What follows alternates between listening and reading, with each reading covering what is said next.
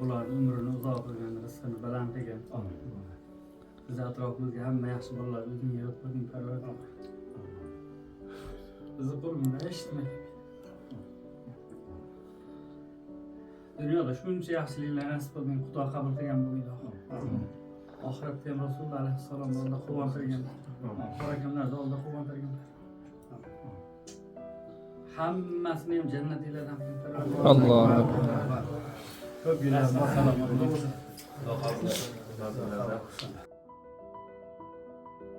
Bu holatda hozir ko'rdilaring, biz kutmagan holatimizda o'zimizga ham sal hayajon kelib qoldi. Ukalarimiz ozgina xizmatimizni ko'pgina sanashibdi-yu.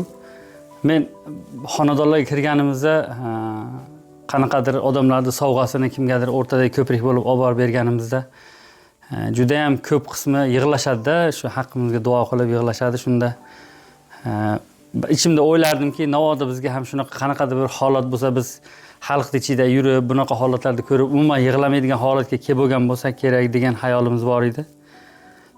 Insonni nima yig'latishligini ozginasini tushunib yetgandek bo'ldimki, ozgina e'tibor, ozgina mehr ham odamni yig'latar ekan. Bu quvonch ko'z yoshi. Xudoyo sizlarni ham, o'g'illaring, qizlaring, aka-ukalaring, do'st birodarlaring dunyoda ham, oxiratda ham xursandchilikdan yig'latib yursin azizlarim.